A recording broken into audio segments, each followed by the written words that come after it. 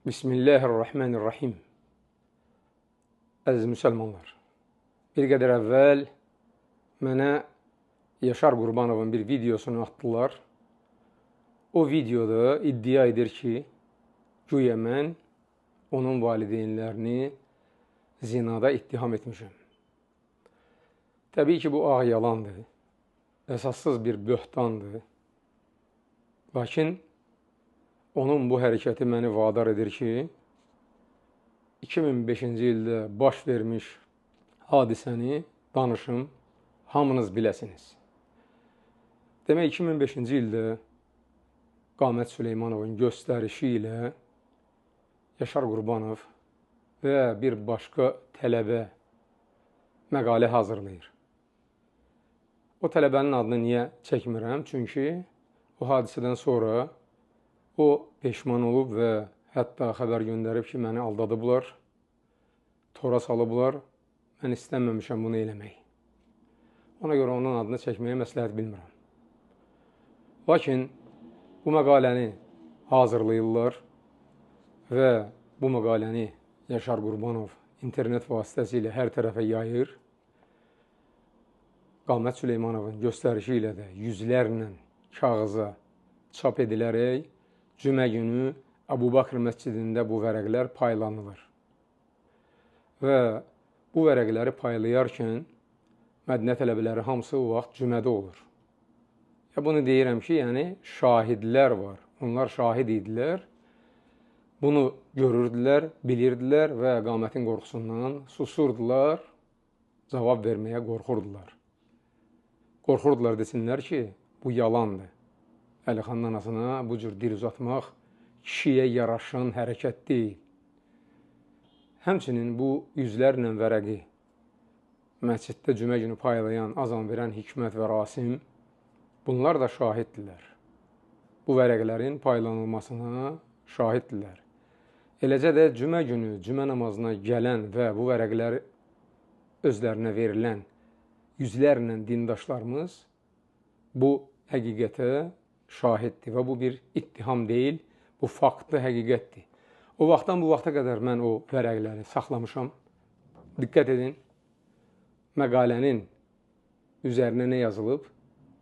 Rəqqasənin oğlu. Bax, bu məqalədə mənim valideynimi bu alçaqlar, bu fasiqlər rəqqasəyə bənzədir və məqalədə qeyd edir ki, Əlixanın anası da zinakardır. Əvvəlcə bir misal çəkirlər, Bin Ladenin anasını ki, o zinakardır. Sonra deyirlər ki, Əlixanın anası da onun kimi eyni zinakardır. Bax, bunu, bu məqaləni, bu iki fasiq həyata keçirib və kütləvi şəkildə yayıb. Sonra da heç gəlib indiyədək, görün, 21 il keçib üzərindən halallıq almayıblar. Amma buna baxmayaraq, düzdür, məqaləni oxuyanda şeytan vəsvəsə verdi ki, gedib onlara nəsə edim, intiqam alım, bir pislik eləyim, əvəzini çıxım. Səbr elədim, bilmədiyimi bilənlərdən soruşmaq üçün böyük alimlərdən birinə zəng elədim. Dedim, şeyx, Azərbaycanda iki fasiq anamı zinada ittiham edib. Nə məsləhət görürsən, bunları məhkəməyə vereyim, yoxsa gedim bunlarla əlbəyaxa davaya çıxım, neyniyim? Şeyx təbəssüm edərək dedi ki, sən məyər Peyğəmbər sallallahu aleyhi və səlləmdən artıqsan? Rasulullah sallallahu aleyhi və səlləmi Allah subhanahu teala imtihana çəkdi. Münafiqlər o dövrdə, münafiqlər Peyğəmbər sallallahu aleyhi və səlləmin zövcəsinə dil uzatdılar. Onu zinada ittiham etdilər. Rasulullah sallallahu aleyhi və səlləm necə qarşılıq verdi? O pisliyə qarşı neynədir? Sən də elə elə. Axirətə saxladı. Sən də axirətə saxla. Hətta onlar üçün hidayət dilə, yazıqdılar.